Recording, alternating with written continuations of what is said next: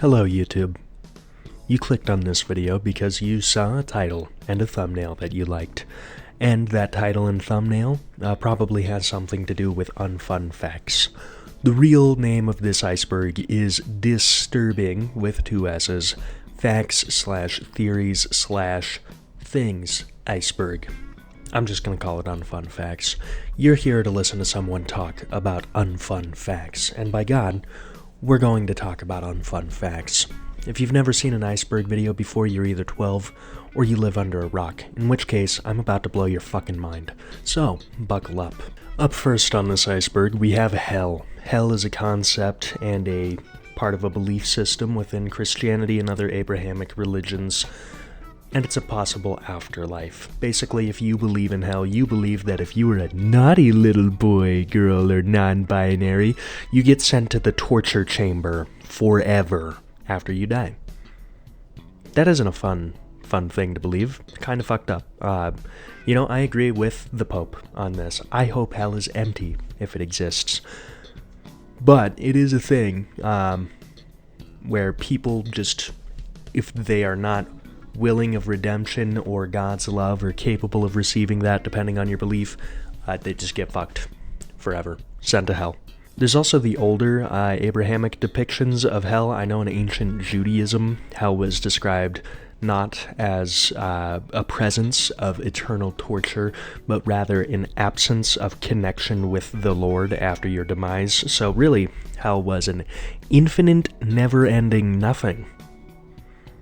Which isn't that fun. That's what some ancient people described death as. And isn't it so cool how we don't know what happens after that? I call it the morbs when I start thinking about that, and it happens to me twice a week. Next. Alright, up next on this iceberg, we have the size of the universe. The size of the universe as we know it is 93 billion light years, which billion is a number that's been thrown around a lot recently. It's also a number that is so mind-bogglingly fucking massive that it's hard to wrap your mind around. So, for context, let's talk dollars. How to explain concepts to an American: imagine a dollar bill. Imagine you get $5,000 a week, every week, from the time the dinosaurs get blown to smithereens until now. You still would not have $1 billion. $1 billion is a huge amount of fucking anything to have. So, 1 billion light years means that it would take 1 billion years traveling at the speed of light to travel that distance. 93 of those is 93 billion years, which the age of the known universe is estimated to be somewhere between 14 billion to 17 billion, so the fact that it takes much longer than the universe has been around to explore all of it means that there's literally no way to explore all of it by the fundamental understandings of physics and everything rattling around in the human brain. Just not going to happen. This isn't really disturbing, I don't think. It just is. I mean, don't be a fucking baby about size. Well, there's some things I'm not going to see. That's human nature. That's mortality. But it does suck a little. I mean, I'm sure there's some sick rocks out there. Can you imagine, dude? On alien planets, all those untouched stones, undiscovered minerals. Do you imagine how fucking... If I could go to an alien planet and get the crystals, oh my god, I would make so much money. Because I'd start New Age spiritualism just right out the gate. Boom. These crystals are from an unknown planet. These crystals are from Kepler B, alright? And they make your balls 15% fatter. Someone would gobble those up. Paranormal Activity. Up next on the iceberg, we have the discussion of anything that's considered beyond the bounds of modern science. For example, if a thing were to start floating in front of you and there's no magnets or motors or strings, that's paranormal. It's not normal. It's weird. It's weird activity, and it shouldn't be doing that. Most often, when you hear the words paranormal activity, you're probably thinking of that horror movie franchise from however many years ago. Or you're thinking of ghosts, spooky shit, demons, the Wendigo. Is paranormal activity disturbing? Well, It can be, but there can also be beauty in the disturbing, and I think the paranormal activity that is documented that we see in the world is sick as fuck, but some people don't like that. I mean, what's that one Judge Holden quote? Whatever exists without my knowledge exists without my consent. That's how some people unironically view the world, so, you know, those guys probably don't like things that go bump in the night too much, but if you just chill out a little bit, the ghosts are cool, man. Up next on this iceberg, we have cancer. Very basic, unfun fact. Everyone knows what cancer is. I'm not going to say anything silly or demeaning about it. Basically, your cells have a fallback switch to kill themselves if they get damaged and start multiplying too much. It's why you experience sunburn. On occasion, though, once you get old enough and your telomeres get snipped enough, or due to other circumstances like exposure to certain chemicals, your body will fail to have cells kill themselves. And when that happens, they start growing at a rapid runaway rate, just multiplying into mass that actually is draining on the body. And that drain on the body takes its toll and often can be fatal. A lot of people get cancer. A lot of things that we are exposed to on the daily are cancerous and known to contribute to cancer. It's very likely that if you're watching this video in this day and age, you might eventually get cancer. So, you know, the only thing you can really do about it is try to take good care of your health, try to avoid things that are known to be cancerous, even if they look cool, like cigarettes, and just hope for the best. But at the end of the day, shit, we might be fucked. Schizophrenia. This is another one of those things where I could make a few silly hee-hee-ha-has that would be super insensitive about it. I'm not going to, I'm just going to explain it as quickly, as concisely as I can. Schizophrenia is a disorder that affects cognition, motor function, and perception of reality. The most famous symptoms of schizophrenia are hallucinations and delusions, but there's a lot of other things that come up too. A lot more finer nitty-gritty details that are often brushed over when someone decides to write a horror story about somebody with a mental illness. The thing with schizophrenia is that it is genetic, so if you have someone in your family who has it, it's very likely that you could develop it if you're not careful. Stay away from psychoactive substances, kids. Weed is not that cool. And it's also possible that it can just develop, and there's nothing you'll know about it until it's, boom, there. Scary stuff. The thing is, though, is that schizophrenia is treatable, and there are people who are actively treated for it. It's not something that should really be demonized. It is something to be very aware of when you're experiencing life, though. Like I said, people who have schizophrenic family members can often, if they take psychoactive substances, accidentally trigger psychosis, which then triggers schizophrenia. It's also possible for severe enough trauma to do this, and also on the rare occasion on a blue moon, those things can happen whether or not you have a known family member with schizophrenia. Some people will look at schizophrenia and go wife material. Having dated someone with a schizophrenic mother, no, not true. It is a very tragic mental disorder that affects a lot of life's aspects if left untreated, and it is a very good thing that we have the capability to treat it with ever-increasing efficiency. Jeffrey Epstein rabbit hole. A few years back, very famous finance guy Jeff Epstein was caught doing some activities that we would now refer to as Diddy activities. Jeffrey Epstein was more like Jeffrey Freakstein, which is a wildly inappropriate and algorithm-safe way to say that he was sexually abusing and harming kids. And worse, he was not doing this himself, he was selling it to prolific figures. Dude owned an island where he would take said victims to and have them be sold, and a lot of people got on Jeff Epstein's private flights and flew to his private island where they fucked with the private parts of children. It's a very scary concept just because based off of how many people have been seen on the flight logs, it seems really likely that a lot of people were involved in the harm of minors in a sexual manner, which is one of the worst, most horrifying things to exist within reality. If I were to make an argument for why humanity shouldn't exist, that would be one of the things on that list. And it's really fucked up that society's elites were allowed to do this, and that worse, Jeffrey Epstein killed himself after being arrested for being involved in such a thing, and that no one who has been on his island ever since has faced any punishment. Yes, Ghislaine Maxwell is still alive. She's still in jail, but she's not really coughing up any names. It seems like the people who were involved in this, who gave Jeffrey Epstein his business, who gave him his money, are just going to get away with it, scot-free, forever, and that is sickening. Irreversible and apocalyptic effects of climate change. Alright, so, do you want the good news or the bad news first? You're not there. I'll give you the good news, in my opinion, first. I have worked in conservation. I did work for the United States Forest Service through a nonprofit organization locally for a summer. I've built trails, I've maintained trails, I understand a decent bit about forestry. I am a naturalist and a conservationist. I enjoy the outdoors to an annoying degree. If you know me personally, you know that I never shut the fuck up about rock climbing. One of many things that I do on top of hiking, on top of camping, on top of fishing. A lot of stuff.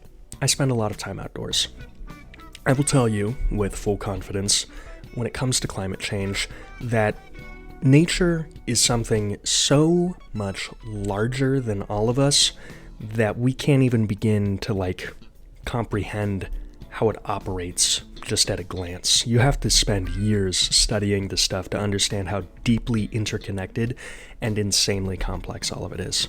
Alright? And this is to say that nature's systems will persist after humanity. There will come a day where all of us are gone, and nature will still be there. There will still be trees, there will still be fungus, there will still be bugs, there will still be something well after we are gone, regardless of how much damage we do, regardless of how hard we do it. The bad news is, within the short term, conditions are going to become apocalyptic for us. Life has persisted on Earth through dozens of horrible, insane things. For example, some of the first life to evolve on Earth breathed methane. And then some arrogant little dumb fucks were like, and what if we breathed oxygen, or what if we produced oxygen instead? And then choked out everything that was alive. Right? Or the time that the fucking meteor obliterated all life. Life has been through some pretty intensely god-awful shit, and it has persisted regardless. That is part of the beauty of it. Whether or not we persist alongside it is entirely up to us. Conditions are becoming apocalyptic for most complex life, and we are complex life. I don't know if this clicks with a lot of people. I'll get a question occasionally when I interact with people. It's something I do a lot for work. Why do you care so much about climate change? Well, dumbass, we live there. This is something that a lot of people don't comprehend. If you cut down all of the trees, yes, trees can grow back. No, they can't do it in your lifetime. If I cut down all the trees right now, I will die before there's another old growth forest. So the question then becomes, regarding climate change, how bad do you want it to get while you're alive? Because no, it's not entirely irreversible to an extent. I mean, that plastic is gonna fucking be there forever. But how bad do you want it to be while you're around? Because I personally, I like some trees. I like some breathable air. I dig some clean ocean, man. So yeah, unfun fact to think about, horrifying shit. Next topic. Possibility of nuclear war. Alright, fun fact. I read Cormac McCarthy's The Road as a kid. It's one of many things contributing to whatever the fuck is wrong with me as an adult. For a lot of younger people, and that is a lot of who watches my videos, I am also younger people in this description. I fit into that same age bracket. The possibility of nuclear war wasn't entirely a thing while we were growing up. It was just a thing that would occasionally be on the news of CNN being like, North Korea, and then you'd be like, oh, lame, and go back to playing Wii Sports. But the simple fact is, humanity basically attained a godlike destruction power to split atoms and make them fucking explode with the might of a sun. And we made that a weapon. Didn't make it a power source.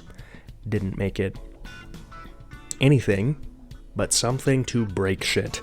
And now there's just thousands of suns in a boxes waiting around, which is kinda not cool.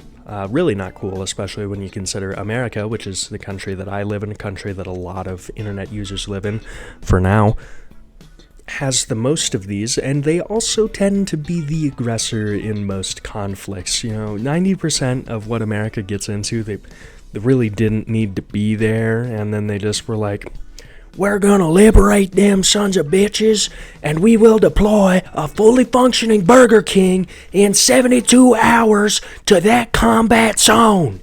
And then there's a Burger King there and thousands of soldiers and uncountable war crimes and atrocities and a lot of death. And they just have nukes. Now, why is this unpleasant? Because you might get blown up. That's why that's unpleasant. Is there any kind of bright side to the fact that we have thousands of nukes? No.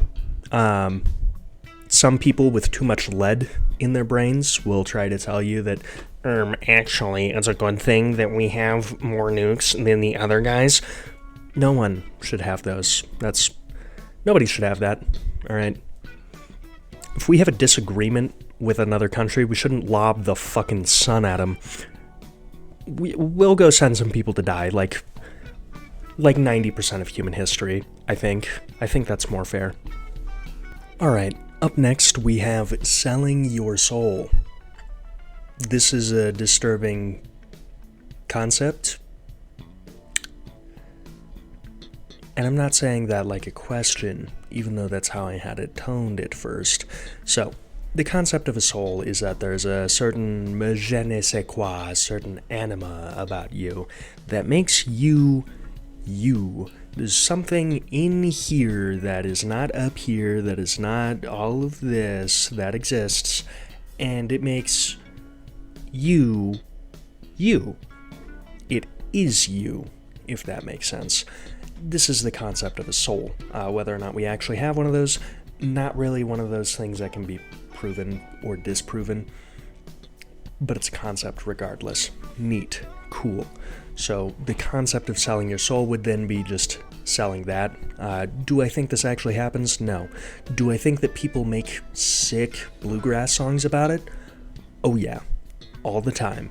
If it is something that happens and it's something that people choose to do, that sucks for them, but keep writing cool bluegrass songs about it. Up next on this iceberg, we have the Mandela Effect. What is the Mandela Effect? It is when you remember something wrong, basically. For example, a lot of people thought that Nelson Mandela died in prison in the 1980s. Nelson Mandela was an important South African political figure. His death meant a lot of very sad things for the cause that he was fighting for, and a sizable chunk of people just assumed he was dead after being sent to prison. And then he was released in 2012, and a lot of people were like, hey, wait a minute, ain't that motherfucker dead? This isn't the only time this has happened. This has also happened with the Berenstain Bears, whether or not you pronounce it Berenstein or Berenstein, as well as the spelling of it, I believe. Does the Monopoly guy have a monocle or not is another instance of that. Basically, cultural collective memory will not match reality, and people will think about the cultural collective memory and treat it like it's truth, and then reality contradicts that, and it freaks people out. The obvious explanation here is that cultural collective memory is wrong. It's not accurate. The easier for some people to wrap their minds around truth is that there's a multiverse, and maybe some people remember things wrong from multiverses. There's really a broad caliber of explanations, if you will, of varying degrees of, feasibility, but They're still out there. So whether or not it is a bunch of people misremembered, or the fucking multiverse is real and you are in the wrong universe, is up to you to decide. But either way, it can be a little jarring to remember something and then realize that that is in fact dead wrong. 80% of the ocean is unexplored. This fact is exactly what it says on the box. We don't know what is in 80% of the ocean. Is that a good thing? Maybe. Is it a bad thing? Probably. I mean, it'd be cool to know what's floating around in all that water. But most of ocean is, water over rocks. So, yes, we should know what's down there. We've mapped the sea floors. We haven't in person seen all of it. But it's cool stuff. And it's a little surprise for later, alright? There's no need to be upset about the fact that we haven't explored 80% of the ocean. Ooh, what if Cthulhu's in there? Somebody's gonna fuck Cthulhu, so that's not a concern. What I think it is there's a lot of unknown fish, a lot of unknown critters, a lot of unknown friends. This isn't a disturbing fact. This is a great one. Things are gonna be okay. 80% of the ocean is unexplored. We get at least 3 new squids out of that. Good day in my books. Unbelievable coincidences. This is just 2 words thrown together, but it does have a meaning. So, in life, there will be instances where you encounter something that simply should not be. And the best explanation you will have is, oh, it's a coincidence, and it will not be believable that it was just a coincidence, and it will probably confuse the shit out of you and mess with your worldview just a little. And every time you are laying in bed at night thinking, oh, I know how the world works, your brain will be like, yeah, but what about this thing? And you'll never get an answer. Isn't that sick? Evil. This is a very broad concept. Evil is generally the consideration we bestow unto things that we deem not good. Evil can be, and typically is, stuff that brings great harm upon others or great distress into other people's lives rather needlessly. And the bad news about living is that some people are just fucking despicable. And you don't know why, and you never will know why, and the sooner you can make peace with the fact that you don't need to know why, the better. But some people just suck. Some people are just evil. Some things feel just evil. And sometimes it's a deliberate evil, where it's a thing that they are doing intentionally. Sometimes it is a gray evil, where it's a thing that has a reason for them to do it, for it to happen. And sometimes it is the kind of evil where the people who are doing it think they're doing the right thing, even though it actually fucking sucks. Evil exists everywhere. It is a fact of existing. For every side of the coin, there has to be an inverse side. For there to be good, there must be evil. For there to be evil, there must be good. Don't despair over this fact. It just simply is. AI apocalypse. A few years ago, this had a totally different meaning, where people were worried that, Skynet was going to come online, and that it was going to be a big problem, and we were going to live the Terminator movies. Not really the case anymore. Nowadays, AI apocalypse probably refers to what is essentially spicy autofill stealing thousands of people's data. The most annoying fucking people on the planet will try to tell you that this is cool and that it's totally the future, and they are stupid. They're really stupid. AI has phenomenal potential when it comes to analytical AI. Spotting things in a pattern. You can train a computer to recognize the fuck out of a pattern. Alright, people are still going to do it better in rare instances, but most of the time the computer is going to win out unless you dedicate a human from the age of 3 to the task. Okay, analytical AI is cool. Utilizing AI to minimize workload and make workflow better optimized within certain arts was a really cool concept. Using AI to make art, which is what a lot of people think of when they think AI apocalypse, is just stupid. Do I want a robot to fuck my wife? No. I fuck my wife, right? Do you want a robot to make your art, make your poem? No. You make your poem. Do I want a robot to draw me a picture? No. You draw your picture.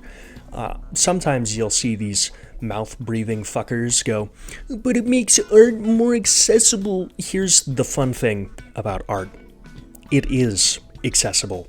You don't need to be a wallet warrior. I started making YouTube videos on a $50 Chromebook. Alright. The art's not accessible enough? Fucking skill issue. Suck it up. Do some practice. Everything cool in life requires a shit ton of hard work. That's what makes it cool. Having a robot shit you out a fucking copyright problem is not cool. It's lame. It's lame as fuck. I can't respect anything that has AI art on it. Like I said, realistically, utilizing AI to better optimize workflow and reduce workload in things like animation, game dev, that's sick. You know, that's awesome that we can make developers less burnt out by having something brush over the finer details that are so minute that they can just be brushed over. I don't think it is perfect. I think it's good. The good news about AI is that AI as it exists has basically run out of human data to consume, if I understand the situation right. Essentially, you have to fucking feed a robot a billion words for it to be able to start shitting out what a sentence is supposed to look like. It's not actually making a sentence. It doesn't have artistic intent. It is merely predicting what happens next with the best accuracy it is capable of. One of many reasons why it sucks ass.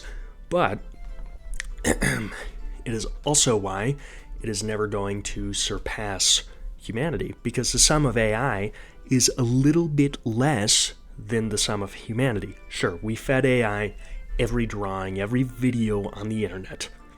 That was dumb. AI still sucks, but it is not ever going to be as good as people actually doing something with a passion about it. So the AI apocalypse, luckily, is never going to come. But it is a thing that might scare you, because cheap dumb fucks with MBAs who think they know anything about the world will probably go, couldn't we make this cheaper if we used AI? And they might try that for a few years, and then they're going to realize that everyone hates it. With that, we have finished the first level and basically the first third of this iceberg. Congratulations, hooray, we did it! So I'm going to take a brief intermission. If you're liking this video so far, go ahead and just subscribe. If you're not liking this video so far, get the fuck out of here. Go find something you will like. Up next on this iceberg, we have the Fermy Paradox. The Fermy Paradox can be boiled down into one simple question. Where the fuck is everyone? Life, as it exists on Earth, is cool. It's unique. And it's also seemingly very rare. But let's just say that life could only exist on planets like Earth. The question then becomes, where is everyone else? Because there are a literal uncountable number of stars out there, which means there are trillions of planets that could exist in the same exact conditions as Earth with habitable zones and water.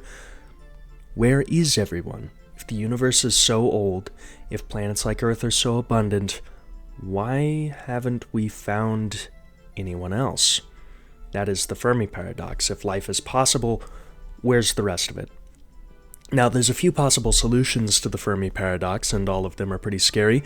Ultimately, it boils down to two things, both equally terrifying.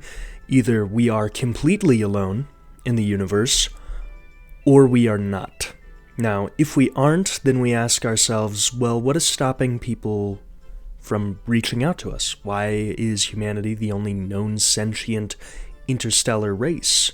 Or I should say, intrastellar race. We haven't quite gone beyond the stars yet, unless you count Voyager 1. And the answers to that can be a little more complex. There's the Great Extinction Theory, which is, very often on Earth, life has gone through great extinctions and that filters life out. Maybe sentient life just can't exist long enough before something just fucking obliterates it. Asteroid or ozone layer depletion or fucking any number of wild things like atmospheric swap-ups that happened to the early life on Earth. Or maybe it's something different. Maybe nuclear energy is a great filter. It's a thing that prevents sentient species from continuing because they inevitably destroy themselves. Maybe it's any number of things. We don't really know, and that's why it's freaky deaky. Operation Northwoods. Alright, kids, are you ready for your new daily reason to love the Central Intelligence Agency? If not, I don't give a fuck. Here is Operation Northwoods. You might be thinking to yourself, boy, that's 2 words stuck together. What does it mean? Easy. Operation Northwoods was a planned false flag attack on U.S. citizens to escalate the Cold War and give the United States a reason to invade Cuba. Isn't that a perfectly ethical and reasonable thing for a country to do? Whoa! Now, luckily, Operation Northwoods never happened, but the fact that it was drafted up and that the CIA was like, Mr. Kennedy, please let us do this. Fucking nutty. Wacky doodle. The United States government is shoveling billions of dollars into the comically evil machine that is the Central Intelligence Agency, and nothing is ever going to be done about it. You know what? Honestly, I can't even hate it anymore. Respect to the CIA, I guess. Me when I'm in a awful evil ideas competition and my opponent is the United States Central Intelligence Agency. Up next we have the 27 Club. The 27 Club is a concept that you're probably familiar with unless you live under a rock, but in case you do live under a rock, here's what it is. Basically, a lot of very wealthy, famous people, or maybe not wealthy, famous people, die at the age of 27. Why does that happen? There are various reasons, some of them mental health related, some of them entirely coincidental, some of them drug overdoses. But a lot of famous people die at the age of 27 to the point that it started to be noticed and been categorized. I believe some famous entries are people among the likes of Amy Winehouse or Kurt Cobain. Deep sea creatures. I'm going to say the exact same thing I said to the 80% of the ocean is unexplored thing. This is great news. Hey, don't feel bad, viewer. Deep sea creatures. Ocean friends. Everyone's like, ooh, giant squid. No, giant homie. Cosmic calendar. Now, this one isn't particularly disturbing. The cosmic calendar is just a way of visualizing how old the universe really is, because it's easy to throw around 14.6 or 13.87 billion years, but as we've discussed earlier in this video, that is really hard to get the human brain to wrap around. If we were to break down the age of the universe as we know it into 1 year, and put it on a calendar, we'd be able to see when things started. So, for example, archaic background radiation existed within the first 15 minutes of the cosmic year. But the solar system didn't exist until September of the cosmic year. And Earth didn't really have life on it until, mid-fall of the cosmic year. And humanity has only existed for the last 4 hours of the last day of the cosmic year. It's a way of conceptualizing just how itty-bitty and small we are in the grand scale of things. And that's freaky deaky to some people if you haven't fried your brain with existentialism yet. If you haven't, you should try it sometime. It'll fuck your shit. It'll be great. You'll be super fun at parties. Do it. Look into existentialism. If you haven't done it yet, that's fine. But do realize that humanity is very small in the grand scale of things, and the universe is incomprehensibly large. And yet, this is all we'll ever know and all we'll ever have. So in a way, it's everything, and it's incomprehensibly huge on that small scale. Weird how life contains multitudes like that, isn't it? This concept was popularized by pop science, and most specifically Carl Sagan, the concept of the cosmic year, that is, not the existentialism stuff. So, this is an old concept that's been rattling around a little bit. You've probably seen it posted to Reddit before. Photos taken right before death. For people, for us, for living beings, time is a river. And it flows one way, and we only ever go down that river one way, once, regardless of what your beliefs are. Our physical bodies and us as we know it is only here one time, whether or not you go to heaven or hell, or we believe in reincarnation or whatever. You, as you are, only exist once. And as a result of this, and the fact that, most people are aware enough to understand this, it's a terrifying concept that you're going to die someday. And it's extra terrifying that there are photos of people that are inevitably the final photo. See, there's a lot of pictures taken. There's cameras everywhere. I have one right there, 3 back there. I have a shit ton of cameras in my room. I take photos and videos of myself all of the time. But one day, it's going to be the last one. And it's going to be the last one for all of us, which is a little freaky deaky. Now, digging into it, there's nothing more. The OP of this iceberg chart was kind enough to explain everything in the comments, and their explanation was just, it's scary how fast stuff changes. Which, yeah, duh. Top 1% of Americans have 16 times more than bottom 50. This is an unfun fact because it's a reminder of the massive social inequalities that exist within society today. Basically, the premise is, society as it currently works, not doing so hot. And that's it. That's why it's unfun. Spontaneous combustion. If you're ever feeling too safe, just remember that there's the possibility that you could just randomly light on fire, according to spontaneous human combustion. Currently, though, it is regarded as a mostly pseudoscientific belief, as the concept of a human body just, boom, up in flames. A little weird, a little hard to explain to a lot of people. And, it's not very often that things just, boom, up in flames. So, most cases of human combustion that have been documented can be explained by an unaccounted for external factor, so it's not very likely that you'll just be capable of spontaneously bursting into flames. That being said, it happens so rarely that we haven't been able to document any actual spontaneous human combustion in a very long time, which means that we haven't been able to do any studies on it, which means that we don't know what exactly is up with the human bodies that just burst into flames.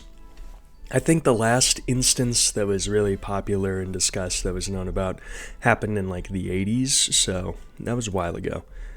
Fun fact, the 80s were 1980 was 40 years ago. This isn't going to be a big bother to any of my younger audience, but to my older audience who I know is there, think about that. Butterfly effect. Alright, so the butterfly effect is a, thought concept, thought experiment, philosophy that states that small actions can have fucking massive consequences. The exact idea, and hence the name butterfly effect, comes from the statement that the wings of a butterfly on one side of the world can cause a tornado on the other side.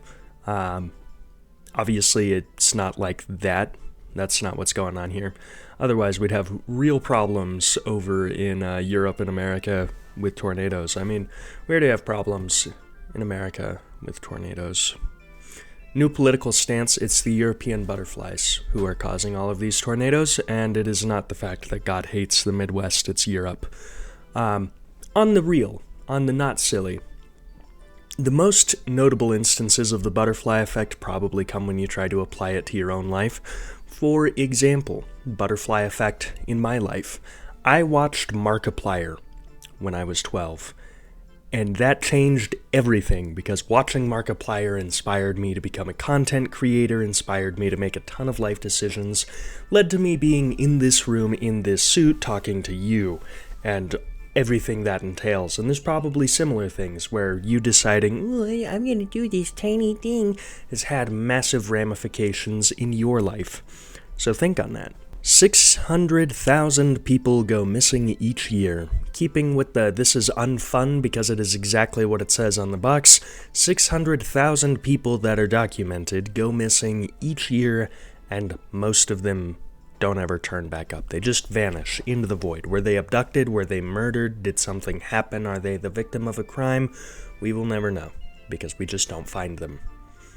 Which is weird. If you ever think the world is too small, just remember that you can vanish, and there's a very high possibility that we'd never find you.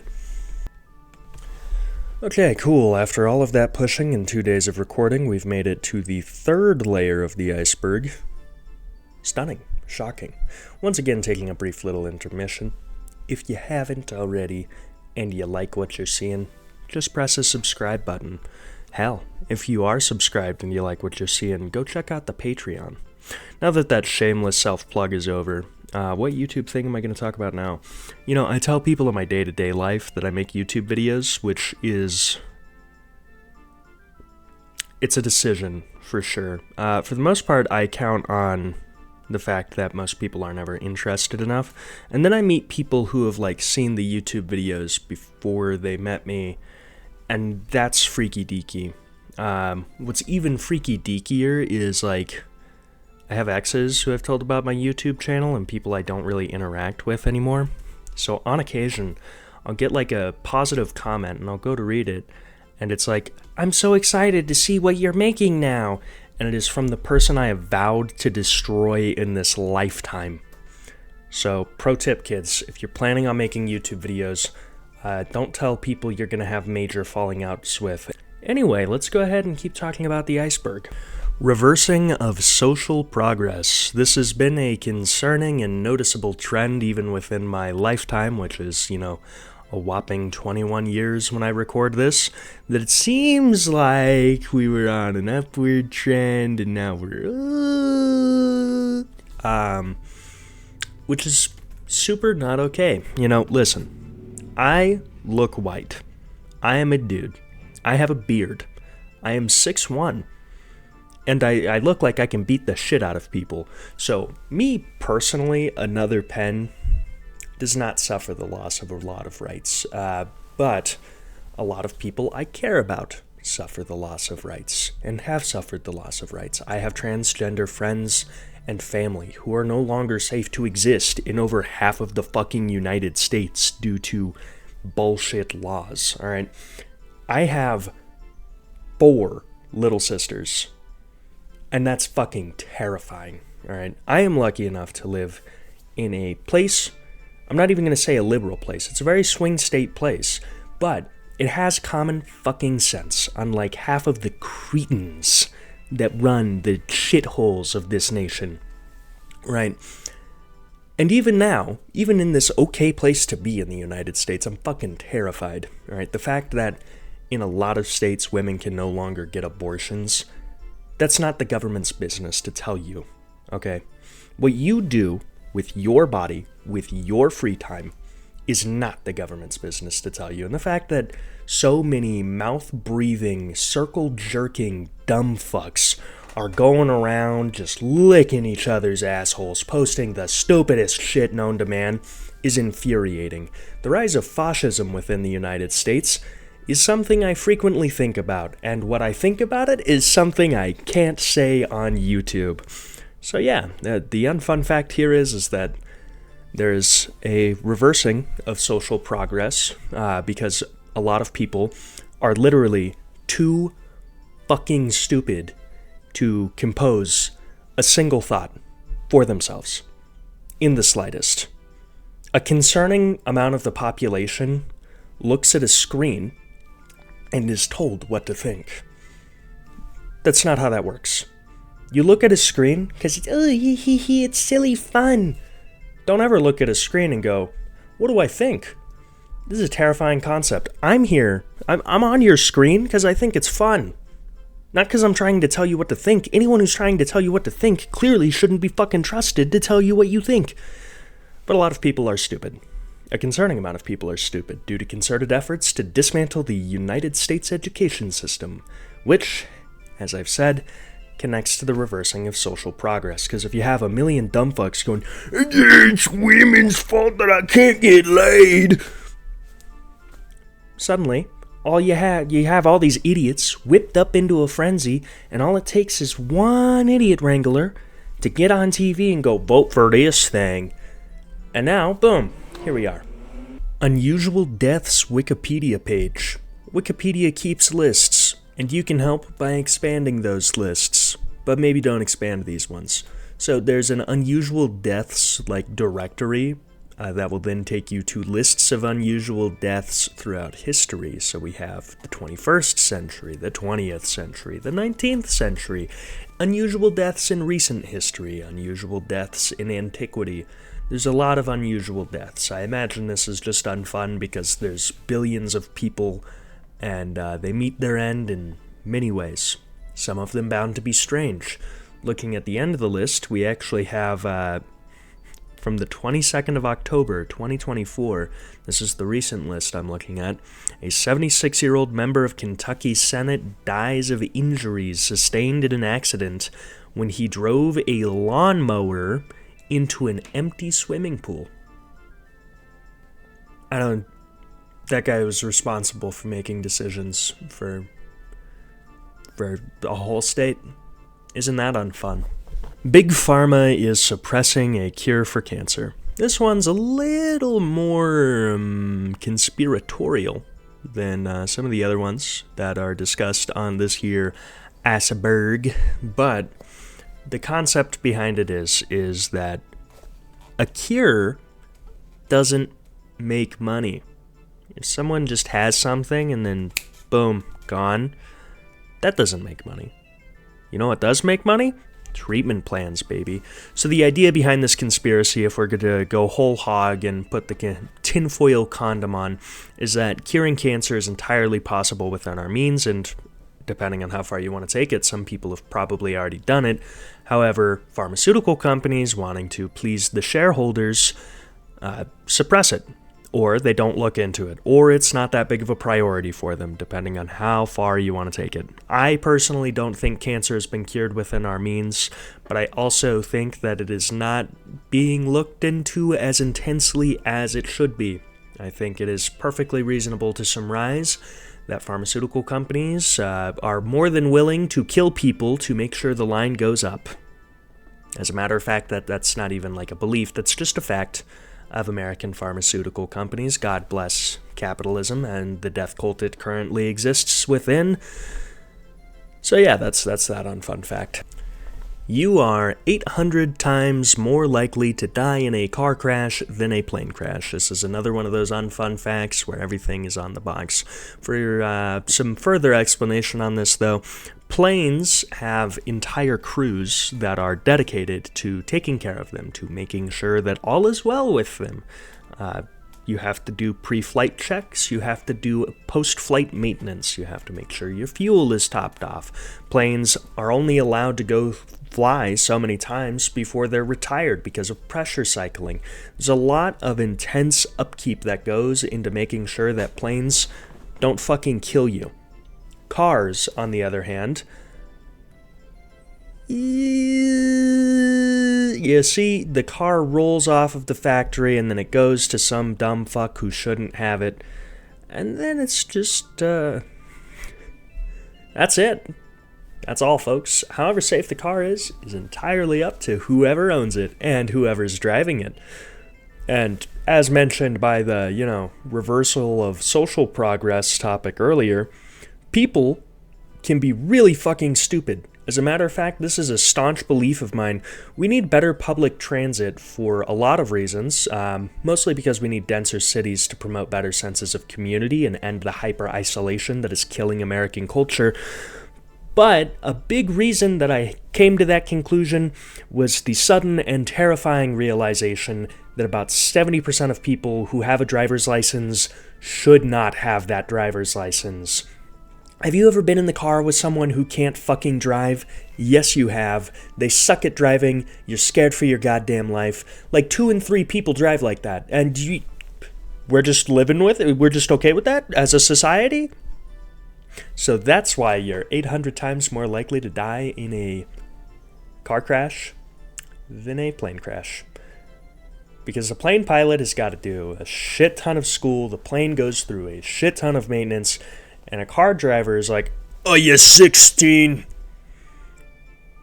Cool, here's your license." To try and appease a long-dead Henry Ford. Like, do you think his corpse just comes back to life if they don't sell enough cars? Is that what happens? Just the raw power of his hatred for Jews just resurrects him whenever car-based infrastructure starts to fail. It's got to be something supernatural at this point. We are closer to 2050 than to 1990. Yet another one of those things. Not going to be that scary for us young folks here. I was born after 9/11, but it's going to be very scary for everyone who was born before 9/11. The 1990s seem very recent within cultural memory, but they're pretty far away. And that's a freaky deaky little fact. 1995 was 30 years ago. When we talk about the 1990s now, that's like people talking about the 1960s in the 90s. So keep that in mind. We're like hopscotching around in cultural memory with that little explanation there, but that's the best way that I can describe it is when we talk about the 90s now, when someone mentions, "Oh yeah, like back in 96, dude," that would be like someone back then being like, "Yeah, man, back in 66, dude." It's just historical references all the way down, isn't it? So, obviously, bearing that in mind, 2050 is closer to us than 1990 is. As a matter of fact, 2050 is closer to us than 2000 is. Isn't that fun to think about? Yay! The progression of time is truly incomprehensible and entirely cruel to the foundations of human existence. Skipping the inter-level discussion, going straight into the next one, we've got the Georgia Guidestones. I actually just talked about these in another video I dropped. Now, a lot of people will fearmonger about the Georgia Guidestones. They were these giant granite pillars in the middle of nowhere, Georgia, that were like, if society ever collapses, rebuild it like this. And the tenets were like, don't be a dipshit. Balance responsibility. Don't overpopulate. And for whatever reason, people in rural Georgia were like, "Holy fucking shit! That's satanic granite!" And multiple politicians ran on the premise of, "I will remove the Georgia Guidestones," and God knows how many tweakers have talked about it. I personally had the displeasure of family members who recreationally use methamphetamine, so I heard about these a lot in my childhood of like, "Yeah, them woke liberals they're gonna do what the rocks say." Really just up in hysterics over some granite. And if you are up in hysterics over some granite, that's the unfun fact. If you're not up in hysterics over some granite, the fact that so many people are is probably the unfun fact. You know, there's a little bit of unfun fact for everyone in this one. Luckily for everybody, I guess, the Georgia Guidestones were fucking blown up back in 2022. Someone detonated them, and they have not been rebuilt, so they're history now. God forbid a sensitive young man get a little freaky. In Donald Trump's America 2025, there's just nowhere for the sensitive freaks like me to go. Except for YouTube. To talk about icebergs. CERN experiment caused the Mandela Effect. I'm going to go out on a limb here and say no, it didn't. But it's fun. Let's put on the tinfoil condom and talk about this one. How could CERN experiments have caused that. CERN is the scientific organization that operates the Large Hadron Collider, which, for reference, is to make particles go way too fucking fast and then smash them together to figure out what's inside of them. It's a cool sci-fi concept of like, oh my god, what if the reactor accidentally blows shit up? So if we get a little conspiratorial with it, the belief in this, that the CERN experiments caused the Mandela Effect, also ties into the belief of quantum immortality, which basically states that there has to be an observer at all times, and us as sentient beings are observers, so the observer persists, which means that when you die, you actually go to an alternate reality where you don't die because you must keep observing, right? And it's a way of explaining those inexplicable coincidences. I should have gotten into a car accident here, but somehow I didn't. Well, maybe you did, and your consciousness, whoop, jumped universes. So the idea is that the Large Hadron Collider fucking obliterated everything back in like 2012, and we all just experienced quantum immortality swapped over to an alternate universe, and that is why there's the Mandela Effect. For obvious reasons, I don't really think that's accurate, but I do think it's a cool idea. And I laud whoever created it. Alright, up next on this iceberg we have BlackRock. BlackRock is an investment company. They started as an investment risk assessment company. They're very well known nowadays, mostly for buying up a lot of single-family homes, so that way you'll have to rent forever and ever. BlackRock is generally who you think of when you think of the words evil megacorporation, and they're certainly an interesting bunch, but let's just say these guys like cyberpunk, and maybe in the wrong way. So the unfun fact is that they're real and they exist. I'm noticing a trend on this iceberg where a lot of unfacts will just be fact about capitalism, and then you're supposed to go, at it, which makes me wonder about the political inclinations of the author. The person who made this iceberg, are they a fucking commie? They're dirty, filthy commie? Larry Silverstein. Alright, up next we've got Larry Silverstein. This is a name you probably don't know unless you're hyper-focused on 9/11, but Larry Silverstein is the guy who owned the towers, and he paid like $3.2 billion to own these towers, and he ate breakfast every morning at the top of these towers, with the sole exception of the morning of September 11th. He did not eat breakfast in the towers then. Now, there is extraneous theories, if you will, some things that go perhaps a smidgen beyond reality that state that, pardon me, Jesus, there's some extraordinary theories out there regarding 9/11 and whether or not it was an inside job, and if you follow these theories, the fact that the guy who owned the towers wasn't there on September 11th is a little freaky. That being said, though, I personally I'm not touching 9/11 was an inside job. Not in this video. I'm gonna take a neutral stance on it, regardless of what my actual opinion is. Comment if you want me to do a 9/11 was an inside job iceberg, though. Is not real. Knew about October 7th. This is another one of those conspiracy theory claims that Israel had intel that the October 7th terrorist attacks that they've been using to shamelessly justify a despicable genocide was available, and that they knew it was coming, and that they just let it happen, so that way they'd have a reason to go to war. Shout out to the IDF for protecting millions of Israeli citizens from Palestinian infants. I truly cannot think of a more threatening thing. In my workplace, I live in fear of the Palestinian infant showing up and existing within my presence.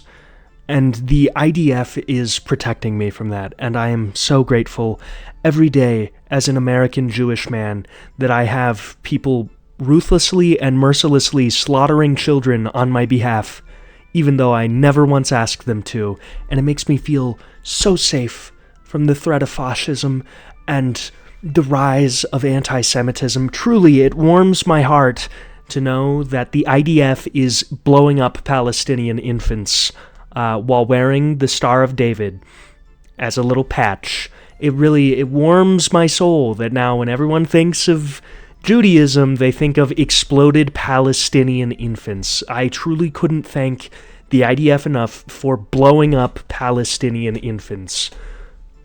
Now that I've definitely been demonetized, the October 7th attacks were a series of, events that were unfortunate, and some people did get harmed. There's been a lot of conspiracy and rigmarole about whether or not these were really false flag attacks to justify the invasion of Palestine, and you might think, well, why would they do that? Money. Murder is money within the capitalist system that we exist in. So this unfun fact is more of an unfun conspiracy, but I wouldn't be too surprised if that was the case. Oh no, the group of people who blows up Palestinian infants daily came up with an excuse to blow up Palestinian infants for every day for over a year. Man, that's nutty. Alternative timelines of history. This unfun fact is the idea that there is alternate timelines out there. If you subscribe to the many worlds interpretation or the multiverse theory or whatever that justifies there being more than one universe out there, there's another universe, and there's probably a lot of them. Whether or not that really exists, I mean, shit, there's already one of them. Why the hell wouldn't there be a million of them? But if there is, these alternate universes out there, that means that these alternate universes experienced different courses of action, because we just don't know if people would make the same decisions twice in a row. I don't think everyone would. So, the idea behind this one, according to the OP, is what if there's, alternate timelines that turned out worse?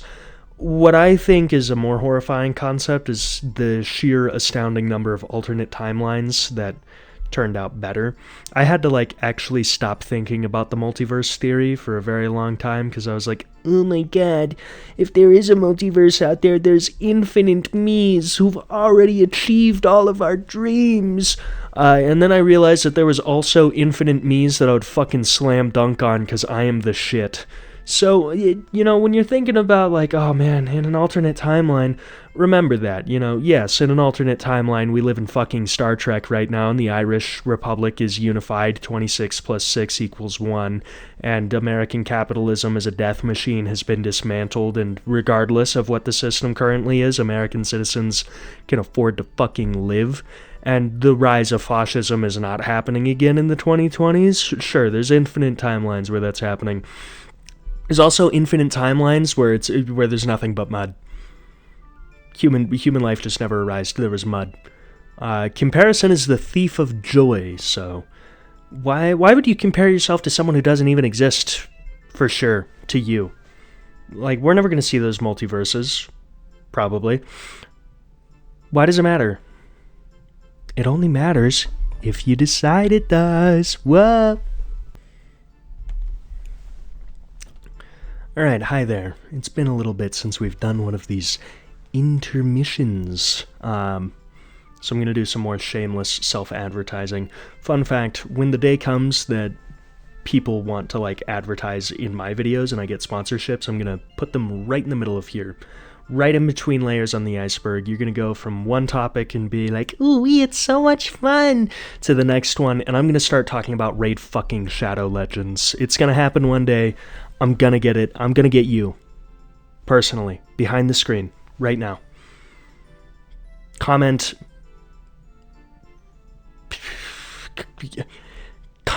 S if you disagree. How's that? Comment, just comment anything. Same with liking, if you haven't done it already. Or subscribe. I'm just going to keep throwing this in the middle of these videos that I like, and that you're probably liking too. If you haven't subscribed, just do it. That being said, it's late at night. I'm all by myself. I've got my balls out under this suit and Hawaiian shirt combo. Life's pretty good right now. Sometimes it's easy to get so geeked up that you forget to be grateful. Never let crashing out prevent you from having a moment of mindfulness. And now that I've said that hippie shit, let's get back to talking about the iceberg. 9/11 insider trading. In staunch contrast to what I was just talking about, we're back to 9/11. Who doesn't love being back to 9/11? This is America. We a little forget about 9/11. RIP the TSA. However many years it existed, like 24, 23. Get fucked, kids. So, I say kids, the TSA is older than me. 9/11 is older than me. Fun fact, I wasn't alive for it. That's right, I have a mustache and a beard and everything, and I didn't even see it. The passage of time is truly cruel and inexplicable. So the conspiracy theory about 9/11 being insider trading is because of the fact that it seems like some Congress people happened to know in advance that plane stocks would go down.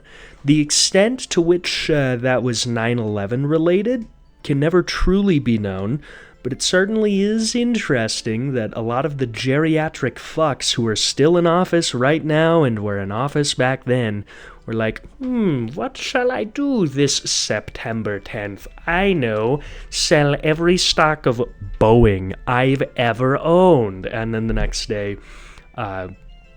airplane stocks as a whole just fucking crater because of, It certainly is interesting. There's a logical explanation for it, which is that it's one of those inexplicable coincidences, something that we talked about earlier on the iceberg.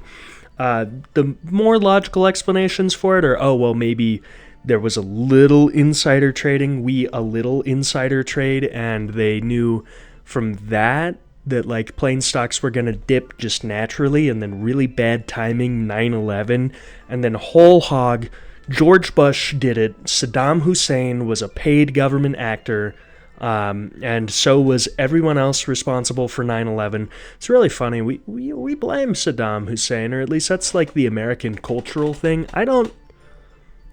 He's a few steps removed from that. Anyway, Margaret Thatcher never died. She actually orchestrated 9/11. That's the conspiracy interpretation. Like I said, I'm not touching 9/11 was an inside job right now. If we want a video about that, we can make a video about that. But I'm not taking a firm stance on it right now. I'm gonna be swishy swashy. Put on the tinfoil condom if you want. No shortage of predators for to catch a predator or other sting operations. This unfun fact is that some people fuck children. It is a common problem in society. It has been a common problem in society. I don't foresee it not being a common problem in society. And when I say common, I do mean common. A lot of people have the idea that people who diddle kiddles are like the weird 50-year-old guy around the corner who brings pizza to the 12-year-old skate park hangout. The bad news is people who diddle kiddles are also your 26-year-old loser homeboy who Snapchats 17-year-old girls.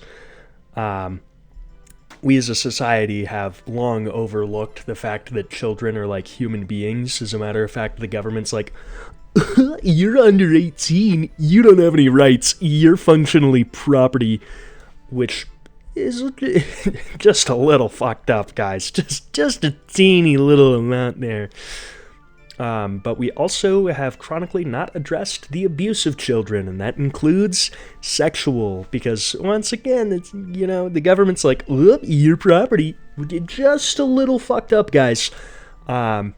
So, like, you can get married off if your parents are like, yep, I'll marry that 14-year-old off to this definitely trustworthy person. On top of the fact that society as it currently exists has a little bit of a neglectfulness culture. Newsflash for everyone out there who may not know.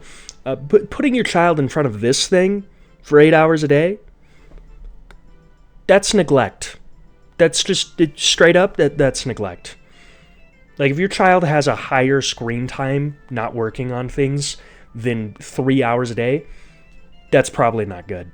you're probably, you should get a handle on that. So everyone has like the running gag of, ooh, I almost got groomed online.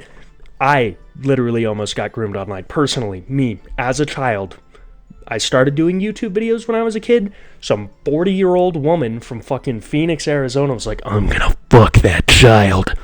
No one said anything. It's a big problem within society. That is the unfun fact. And a lot of people don't have compassion for kids. It's a lot of, oh, fuck them kids. No. No. One, no to fuck them kids. Literally, do not fuck, do not the child. And two, show some goddamn empathy to the little shits, alright? Are kids really stupid? Yes, phenomenally so. Just like any other person who has not lived a lot of life experiences. Really, really stupid. Does that mean you shouldn't look out for them? No, it is your obligation. There's a disturbing trend within society to think, I don't know those people anything. Shut the fuck up. You owe other people everything. That is how community works. That is how being a communal creature, which we all physiologically are, functions. Stanley Meyer and water-powered cars. This isn't going to be a conspiracy theory that I'm going to be a little wishy-washy vague about. This is a conspiracy theory that I'm just straight up going to debunk. Stanley Meyer was a guy who claimed that he made a car that was fueled by water in an internal combustion engine that, with only 22 gallons, could travel from Los Angeles to New York. Basically, the process of this was supposedly a hyper-efficient form of electrolysis that involved Brown's gas, which is oxygen and oxygen and hydrogen in a configuration that isn't water vapor and is combustible, and you would combust it back into water vapor, and that would be it.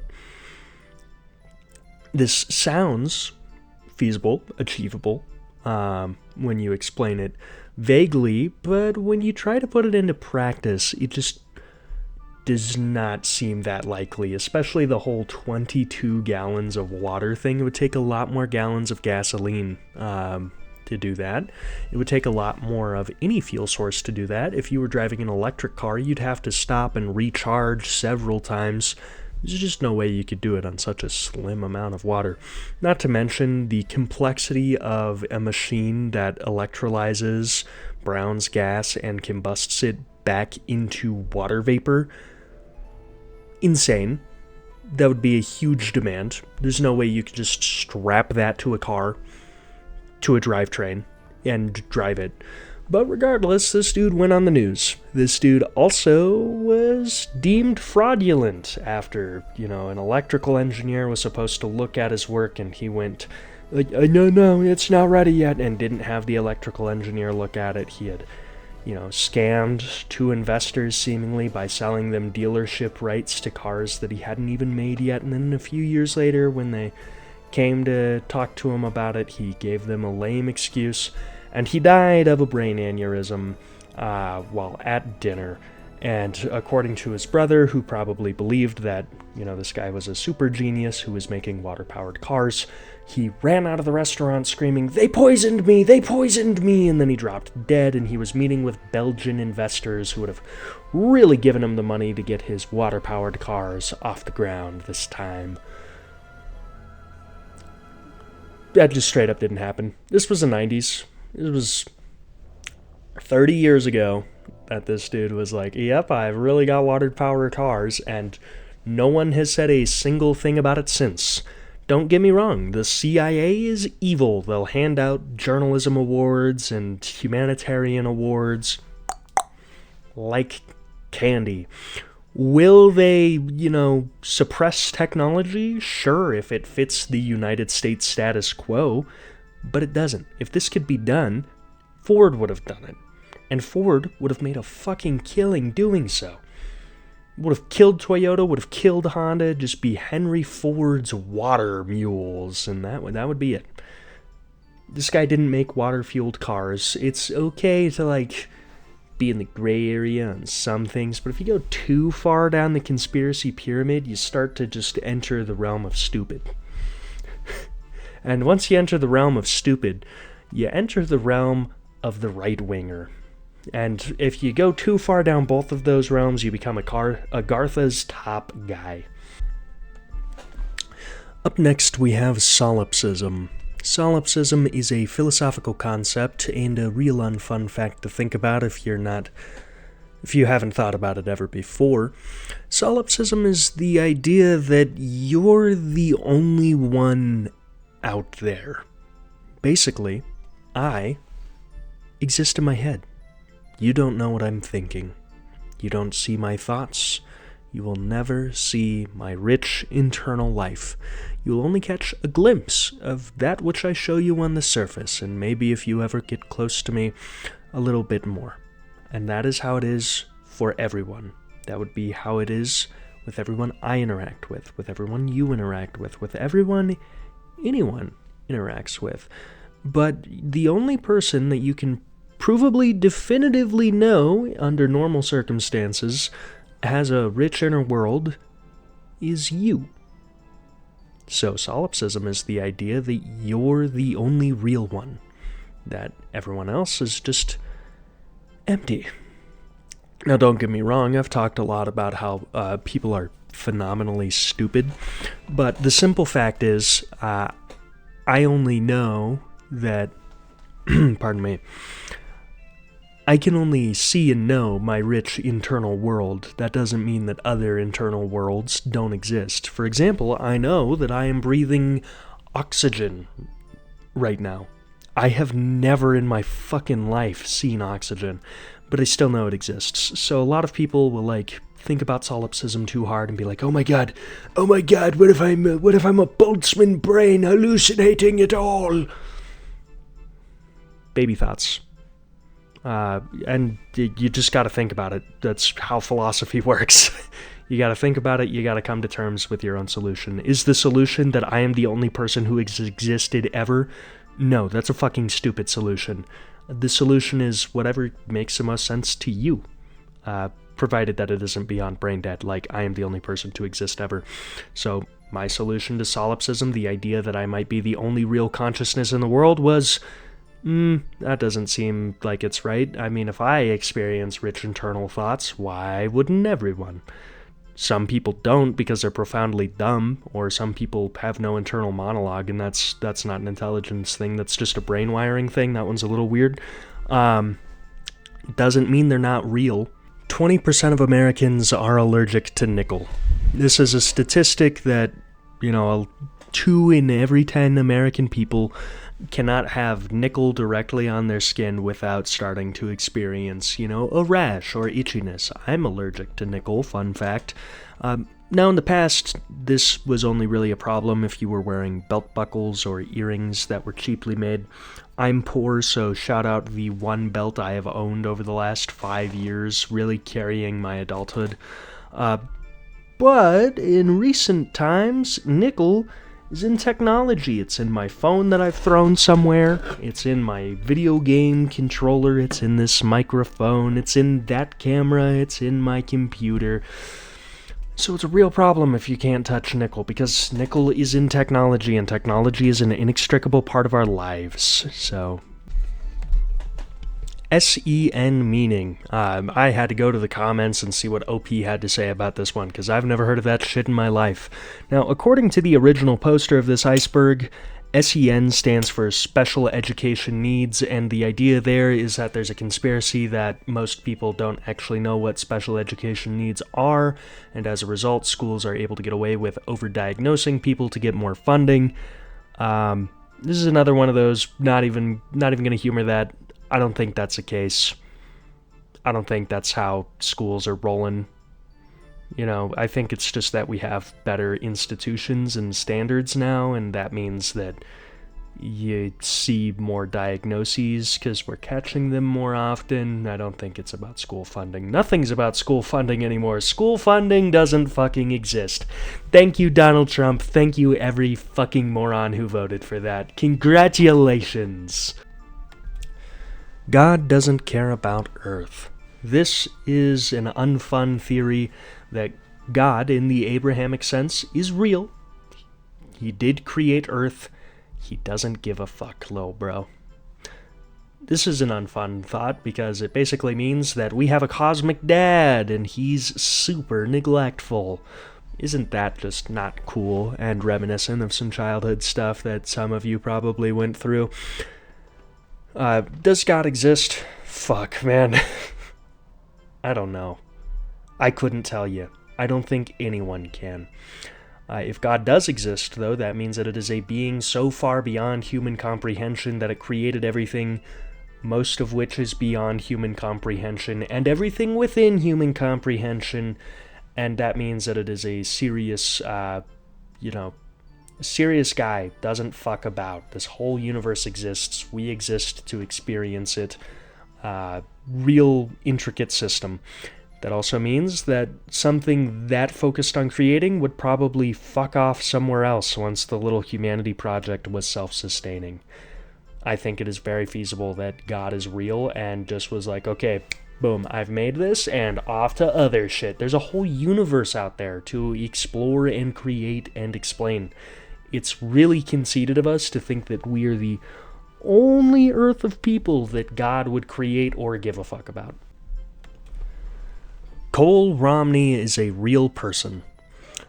This is a very niche theory.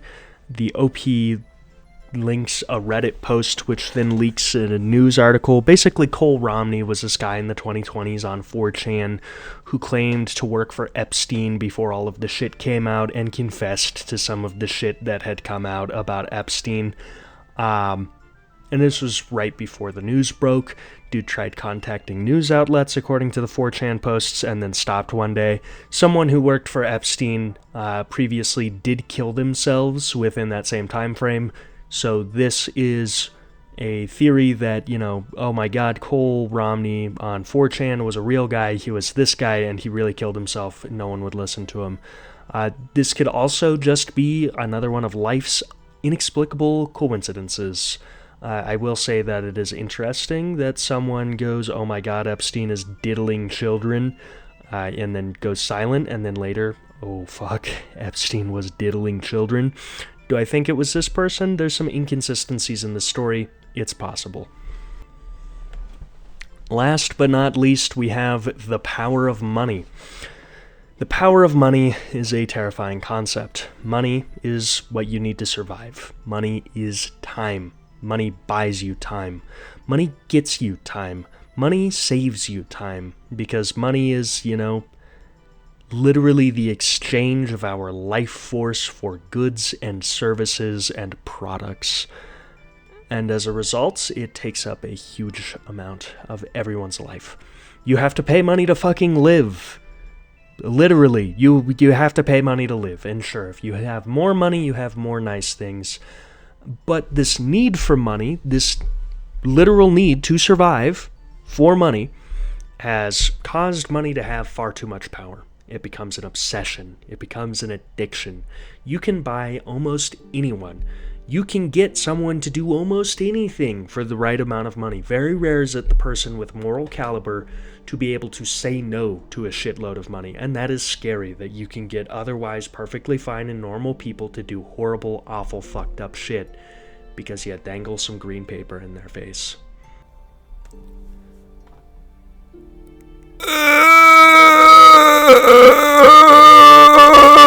Okay, we made it through this video. You might be wondering, Mr. Another Pen, where's your shirt? I couldn't be fucked enough to put one on before I recorded this. Hi, we did it.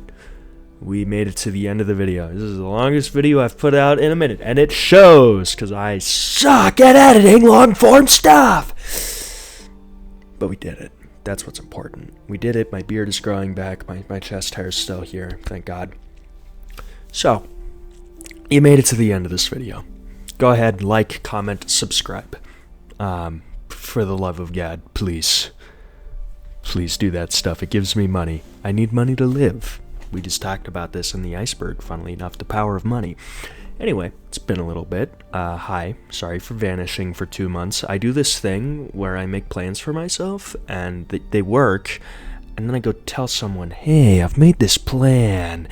And then the universe is like, huh, what's that, you little fucker? You made a plan? What if I fucked it up? And then I get my shit wrecked for 2 months straight. But we're back. We're back, and there's a new upload schedule. I will be uploading on the 1st and the 15th of every month because I feel I can do that more consistently and not be fucking geeked all the time. So, hello, June. Hi, gay people. You're still real to me. I still love you. Let's all love ourselves this June. So Lord knows the fucking world won't. Yeah, anyway. That being said, there will be more on this in like a community post. I will see you in 2 weeks.